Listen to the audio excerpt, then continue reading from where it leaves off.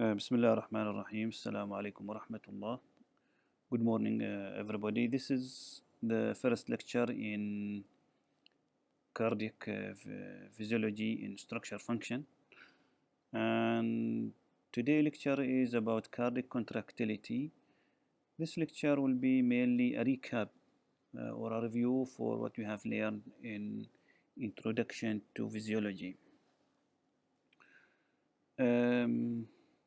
These are the objectives for further readings in IdiTEN or any other physiology book. We will start our lecture by talking about the microanatomy of cardiac muscle cells, and you know the muscle cell fiber in the heart, they are connected by something called intercalated disc. And intercalated discs are mainly cell membrane that separate individual cardiac muscle fibers. Intercalated discs has two components, that are gap junctions and desmosomes.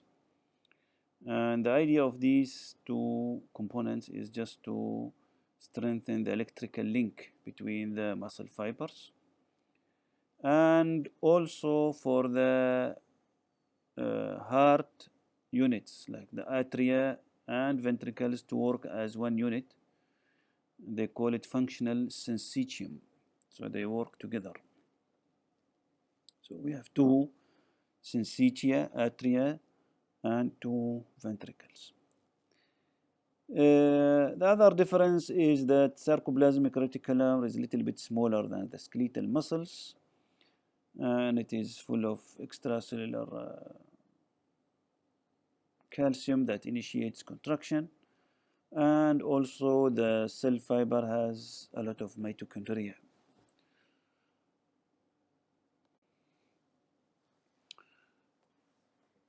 Cardiac muscles has four main properties. One is the excitability, which is ability to respond to stimulus.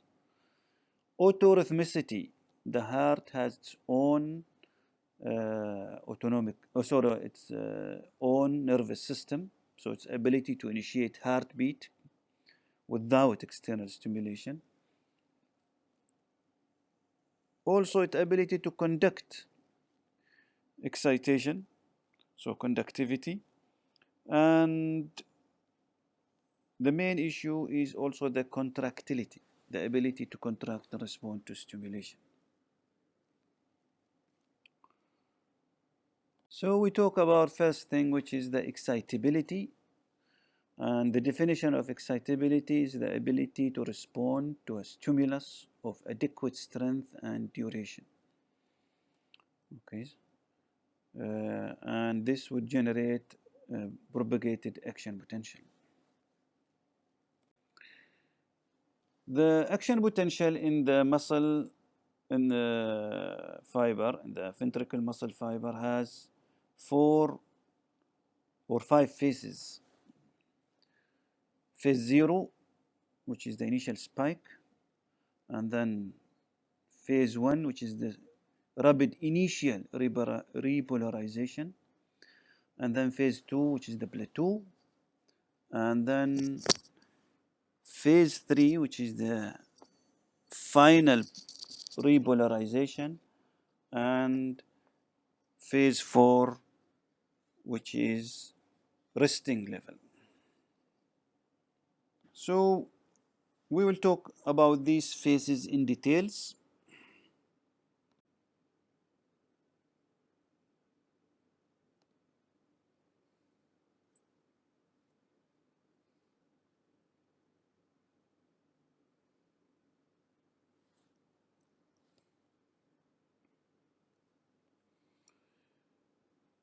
So if we talk about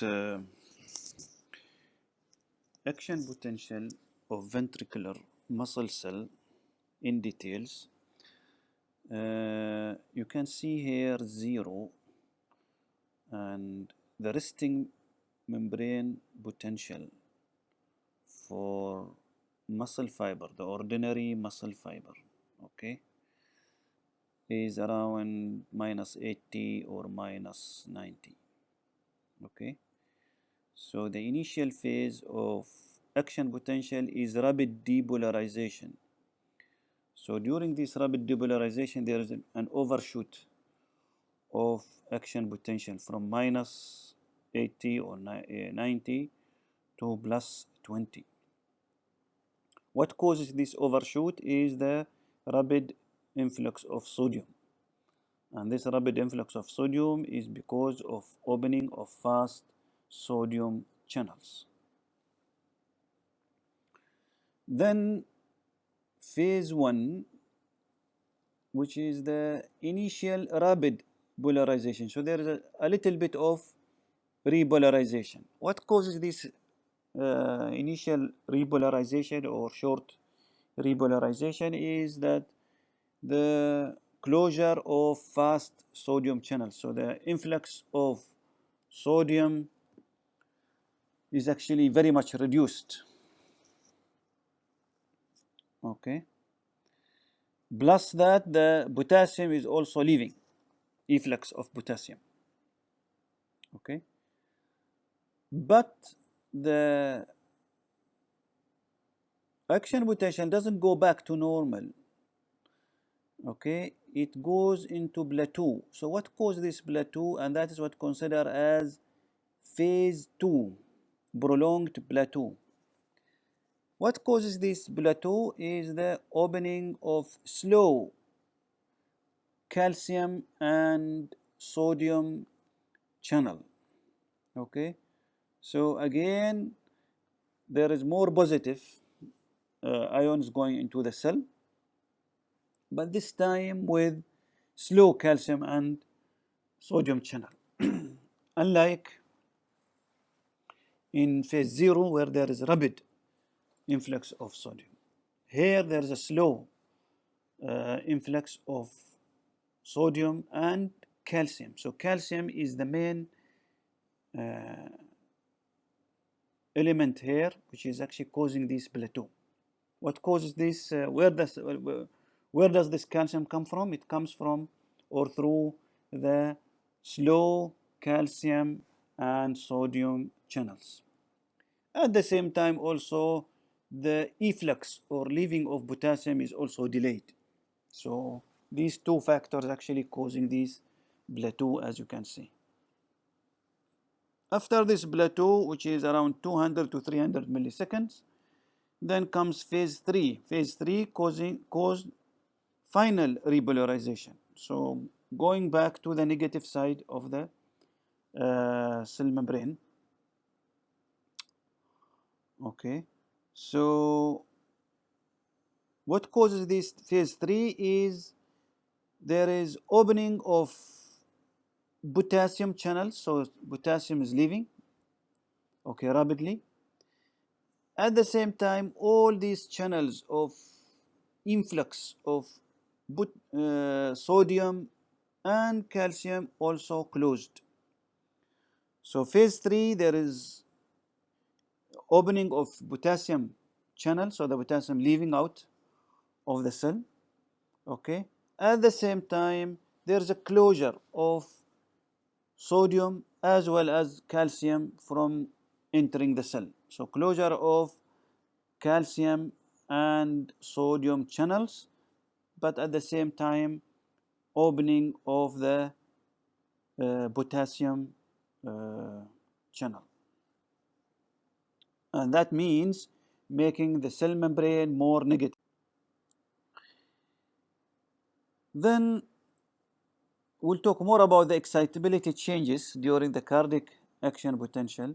There is something very important phenomenon here we need to know, which is the absolute refractory period, which is around 0.25 to 30 millisecond or quarter of a second. And absolute refractory period means that another excitability of action potential is not possible. So excitability of another action potential is not possible during this absolute refractory period. Okay. And you can see this in the graph, these shaded area, that is the refractory period. The reason for this absolute refractory period, just to avoid any further stimulation of the cardiac muscle fiber during the action potential. So there will be no tetany. Tetany means there is no shivering. There is no repeated action potential at the same time. So any summation and tetany of cardiac muscle will be abolished. It is not possible. Okay, and also this ensure alternate periods of contraction and relaxation, as we are going to see, because you need the heart to contract and relax alternatively. Okay, there is another phenomenon called relative refractory period, where action potential might happen if there is greater threshold stimulus is needed, and this is, you can see it in this blue curve, and it coincides with the second half of phase 3, which is here. Okay, phase 3, so that is the last period of diastole. Okay, the idea of this is when there is a need for rapid heart rate, there is a possibility that another action potential is, that's why they call it relative refractory period. However, in absolute refractory period, another action potential is not possible. Okay, but in relative refractory period, another action potential is possible if there is a greater threshold stimulus is being given to the muscle fiber. Okay, right. Autorhythmicity. What is the autorhythmicity? Autorhythmicity means the ability of the heart to initiate its own beat, its own action potential. That's autorhythmicity. What causes autorhythmicity? The heart has its own special system, nervous system. Okay, so this nervous system is able to generate rhythmic electrical impulses. Okay, and is not only generates, it's also able to conduct these impulses throughout the heart. Okay, so this is the normal autorhythmicity of the heart, and the conductivity, the autorhythmicity as well as the conductivity, it's able to ensure filling of ventricles before they pump the blood through the lungs and peripheral circulations, and also all portions of the ventricles to contract simultaneously. As we have said in the initial slide, it works as syncytium. And from these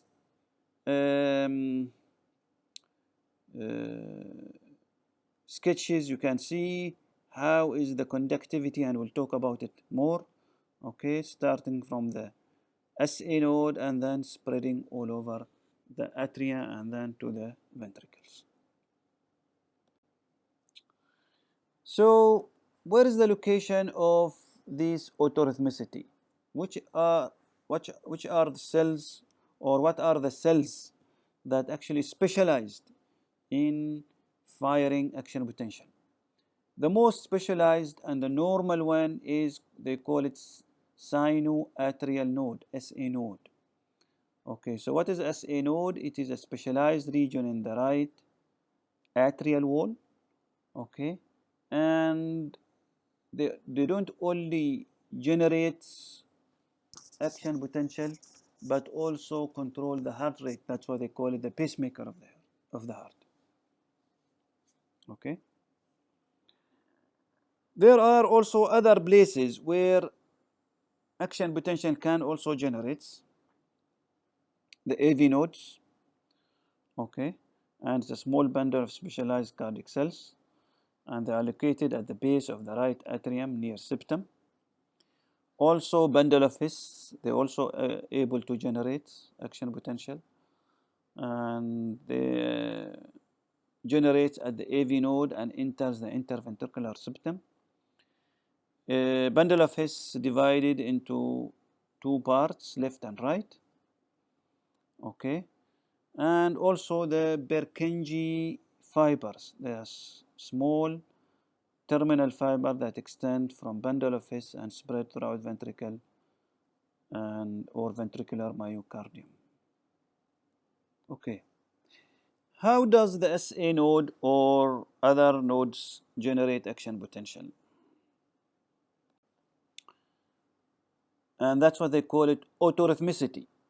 Autorhythmicity, as I said before, it's able to generate action potential, and not only generate action potential, control the number of action potentials, the heart rate. That's why they call it the pacemaker. Okay. First thing, the resting membrane potential, RMP, is in SA node is minus 55. You know, we mentioned that the resting membrane potential in muscle fiber is around minus 90. So this is relatively less negative, more toward positive. So it's minus 55. Okay. The other issue is that these cells, autorhythmic cells, are more excitable. Why is that? Because their cell membrane are naturally leaky to sodium. You know, sodium is the one that makes these spikes, initial spikes. And in these cells, the cell membrane of these SA nodes are leaky to sodium. So they do gradual depolarization. So because of its leaky, it is considered as unstable resting membrane potential. Okay, and that's why they call it pacemaker potential or pre-potential. Okay.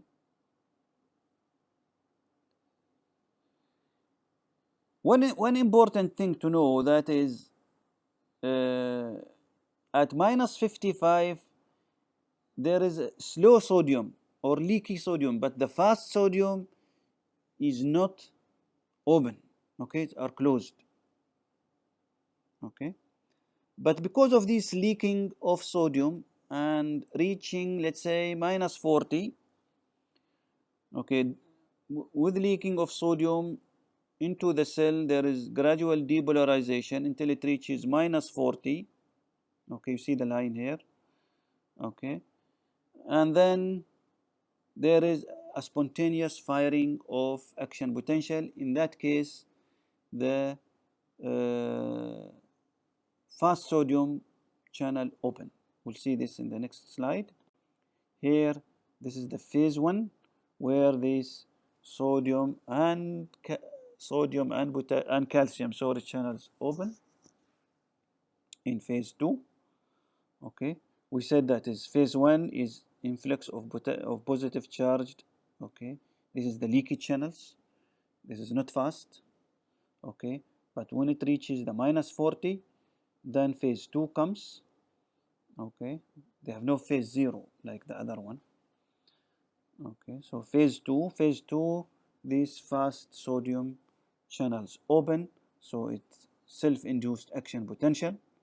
Okay, and then phase 3, this sodium and calcium closed, and opening of potassium channels.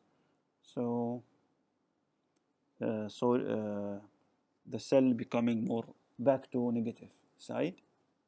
Okay, and then it reaches the minus 55 and then starting another cycle. So phase 1 is because of leaky sodium. Phase 2 is because of fast sodium and calcium. Phase 3 is because sodium and calcium closed or inactivated, and opening of potassium channel. Okay, bringing the resting membrane potential to minus 50, and then the leaky one start again. Okay, this actually slide is just another for you, another review for you. Okay, So natural leakness to sodium, okay, and then that lead to passive influx of sodium ions, okay. So this lead to increase the inside cells become less negative, and then membrane depolarize slowly towards threshold, which is minus 40, okay. So the change of membrane potential from resting minus 55 to minus 40, and this is called pacemaker potential. So minus 40 is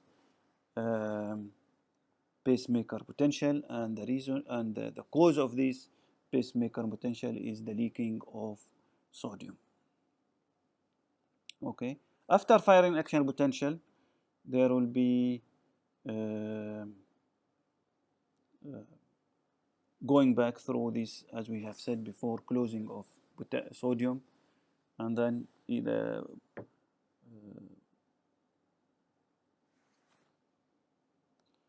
when you bring the resting membrane potential to minus 40, also the outflux of potassium also inhibited, okay. And then the leaky sodium start again.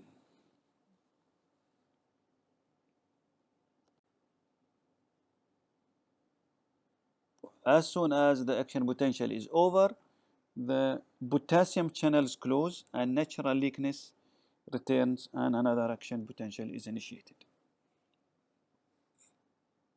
Okay. If the AV node and Purkinje fibers and bundle of His is able to generate action potential, why there are not multiple pacemakers in the heart? Probably this sketch will demonstrate to you why cell A is faster than B. Okay. So if cell A is faster, so it depolarize more frequent, okay, than cell B. Okay. So if SA node can able to generate action potential at rate of 70 to 80 action potentials per minute, so it drives the rest of the heart. That's why they call it pacemaker. So it's actually overcome other pacemakers, okay, because this is faster, it's quicker, okay. And in the, you see that SA node is able to generate at level of 70 to 80. That's our baseline heart rate. But AV node is much slower, and bundle of His is much slower. That's why the action potential that comes from SA node actually overtake the any action potential from any other places in the heart. One important thing to know that this actually SA node is under influence of external stimuli, and that is the sympathetic and parasympathetic, because SA node as well as AV node also, they are both supplied by sympathetic and parasympathetic.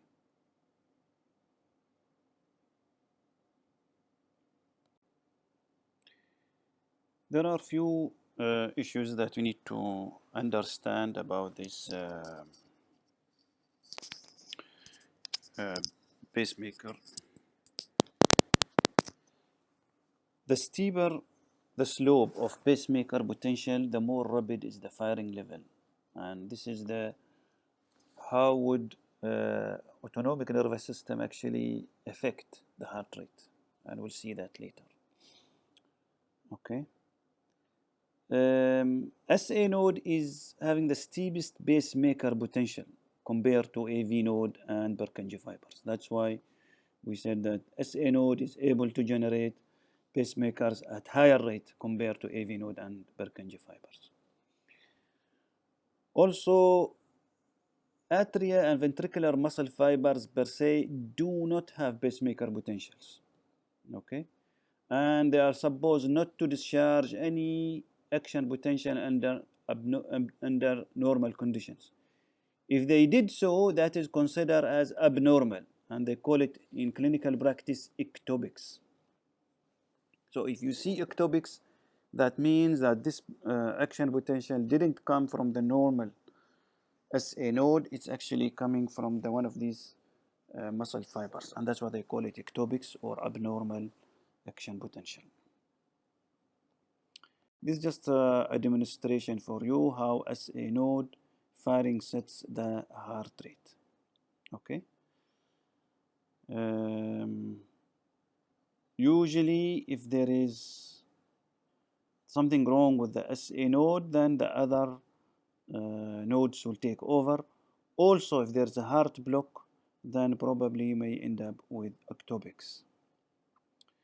But this will be explained to you later in other modules. This is actually the map. How does this SA node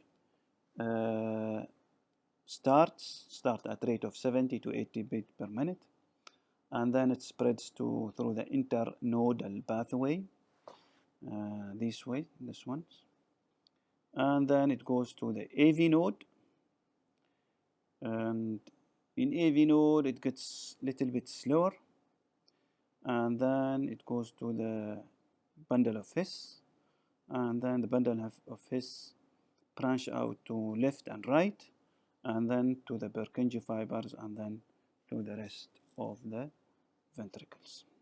ventricular fibers. Okay. Actually, how rapid is this conductive system transmits this action potential? It differs from one place to another. Okay, and this difference is actually, it's meant intentionally, so there will be atrial systole, and then after that there will be ventricular systole. So the atria and ventricles does not contract together. So the atria contracts first, okay, and then the ventricles. That's why there is a delay in the conduction system, and that's why there is a delay at the AV node and bundle of His. And we'll see this from this slide. You see the atrial muscles conduct in a very or atrial pathways in a very speedy way, 1 meter per second. However, at AV node it is much slower. It's 0.05 meter per second. Okay, bundle of His also has 1 meter per second. But when it comes to Purkinje system, because we need this ventricular muscles to contract simultaneously, the Purkinje fibers is the fastest one, which is about 4 meter per second. Okay, and then it slows down at the ventricular muscle fibers, which is a 0.3 to 0.5. So at AV node there is very much slowness. Okay, it's like having a traffic light at AV node, just to slow the speed a little bit, so gives time for the ventricle to fill. Okay, so for efficient cardiac function, spread of excitation should satisfy 3 criteria. 1, atrial excitation and conduction should be complete before onset of ventricular contraction. Okay, so as I said, ensures complete filling of the ventricles during diastole. Number 2, excitation of cardiac muscle fiber should be coordinated. So ensure each heart chamber contract as unit, as I said before, syncytium. Okay, and accomplish efficient pumping. So there will be smooth, uniform contraction, which is very important to squeeze blood out, because in case there is any derangement in this smooth contraction, you will end up with what we call it heart failure. Okay. One important thing also, that pair of atria and pair of ventricles, should function as one, should be coordinated and contract together. So both members or both chambers contract simultaneously. both atria simultaneously, both ventricles simultaneously. Okay, and that would allow synchronized pumping of blood into pulmonary and systemic circulation, synchronized pumping of blood from atria to ventricles, and synchronized pumping of blood from ventricles to either pulmonary circulation or systemic circulation.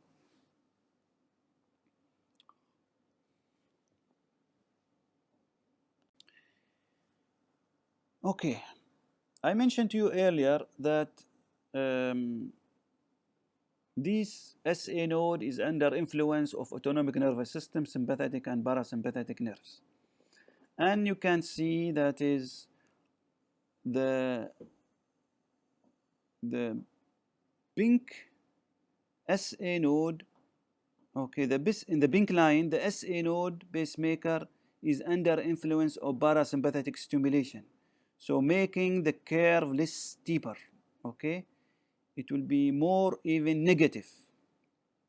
Instead of minus 55 with parasympathetic, it probably make it minus 60. Okay, and instead of firing in less time, it actually takes more time to reach to the threshold or the firing threshold of minus 40. So this pink or red line is actually less steeper. But you see with the blue line, okay, in the second graph, and this is the pacemaker under influence of sympathetic. So it makes the resting pacemaker less negative. Okay, the curve is less steeper, right? And it reaches the firing threshold much quicker. That's why the heart rate increases. Okay, in parasympathetic, the heart rate decreases.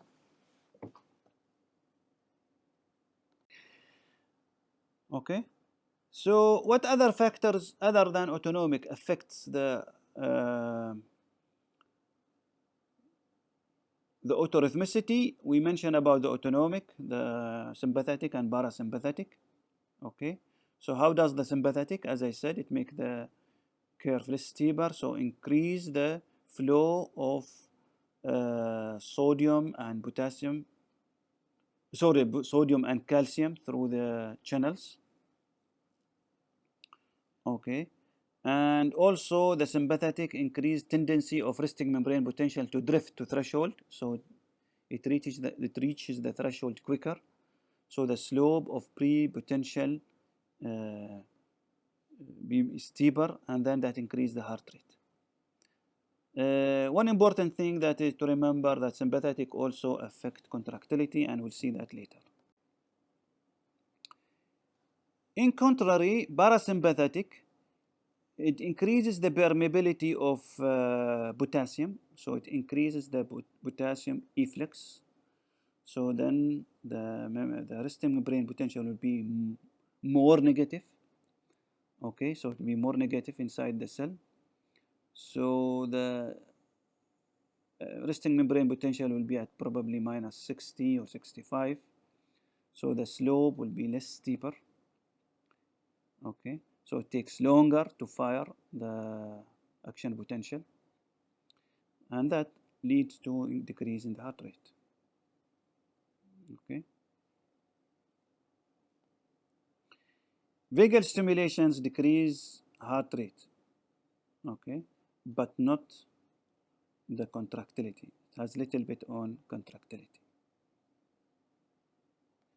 Very strong vagal stimulation may stop the SA node from firing, and that may cause cardiac arrest, especially in severe pain or shock.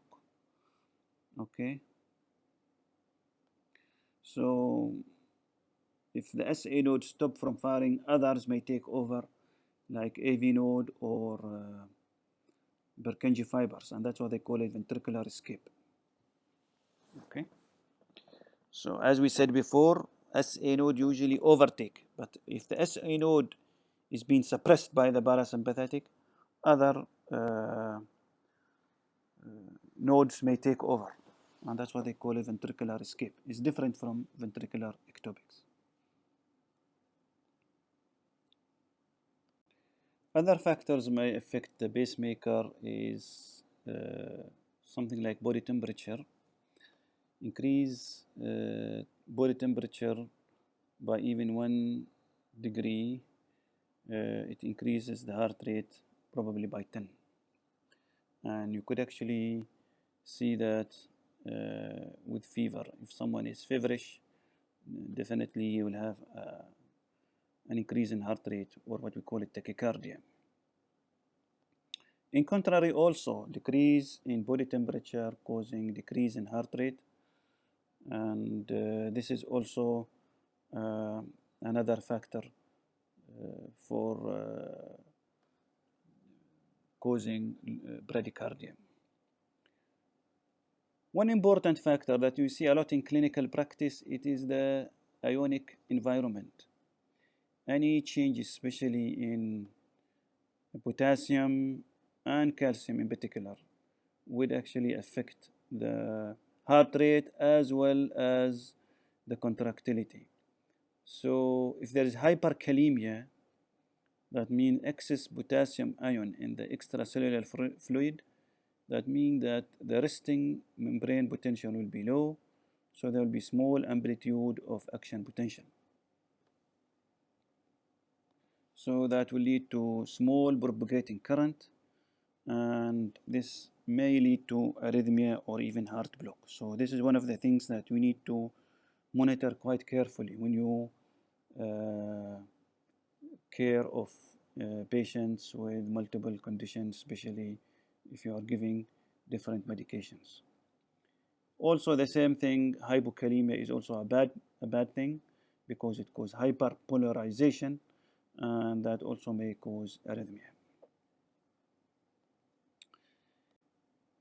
Change in calcium level also is another factor. You know, calcium is producing the plateau in phase 3. Sorry, in phase 2. So any change like hypocalcemia, then the cardiac contractility also reduced, and there are many factors actually play role in this change in hypocalcemia. So one of the things that you need to monitor carefully when you look after patients. Hormones and drugs, probably you already did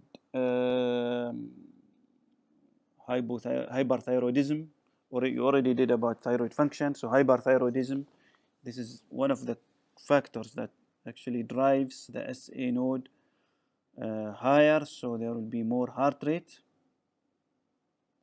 Okay. Also in stress, there will be increase in epinephrine and norepinephrine, so this also will increase in the heart rate. And there are also many drugs like cholinergic drugs, some toxins, drugs like we use in for flu. It also may cause drive the SA node to higher level. Okay. You know the abnormalities in rate, tachycardia, bradycardia. Probably you already know this. We'll move to the another important in the coming 9 slides about the contractility. Though we'll do more contractility in the next lecture, but I will give you here, because this is very important topic you need to know, and I advise you to read it in addition to listening to this PowerPoint presentation, but please read it in IdiTEN. Contractility is one of the important topics that you need to learn in structure function. Okay. Cardiac muscles contract isotonically and isometrically. Isotonically means fiber shorten, blood being pumped out of the contracting chambers, so pressure rises. Okay. Isometrically, fibers length remain the same. No blood is being pumped. Okay, but the pressure rises steeply to open valves. Okay, so when there is isotonic, the pressure only rises slightly, but when there is isometric, the pressure rises steeply. What are the factors affecting cardiac contractility. One of the most important things you need to know in cardiac contractility and probably the rest of cardiac physiology is the Frank-Starling law. Okay, and I will explain Frank-Starling law in the next slide.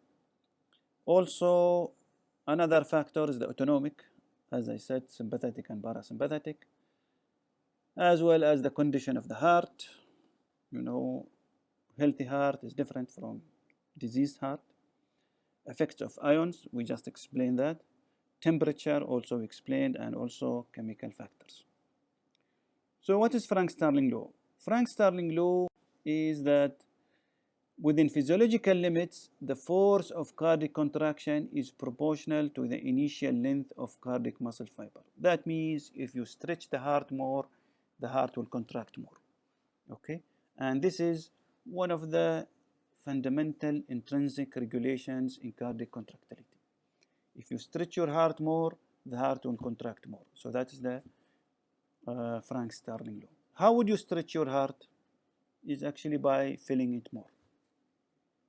Okay, so if you fill your heart more, the contraction will be more to within physiological limits. Okay, so you cannot actually go beyond physiological limits, because if you go beyond physiological limits, you may induce heart failure. So how does that happen? This is the curve that shows you the Frank-Starling law. Okay, so if you see from point A to point B, that is what we call it in diastolic volume. That's the filling. Okay, so if you increase from point A to point B, then the stroke volume increase. Okay, so you can keep, you see this green curve, you can keep stretching your heart until reach to the optimal length.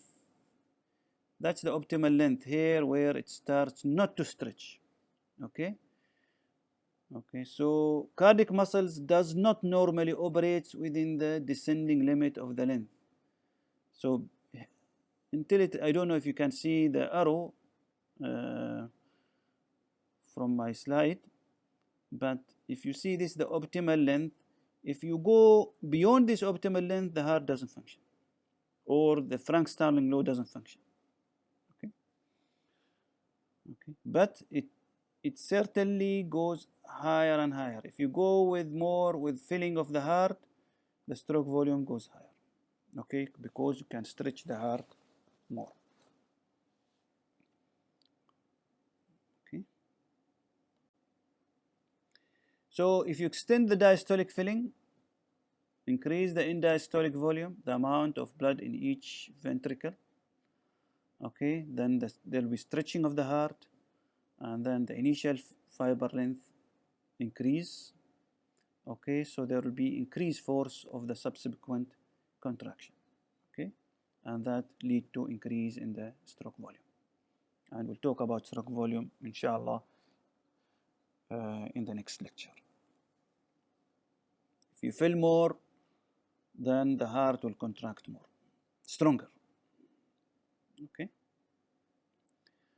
How does the autonomic or the sympathetic or parasympathetic affect? Usually, the autonomic innervation, that is the extrinsic regulation.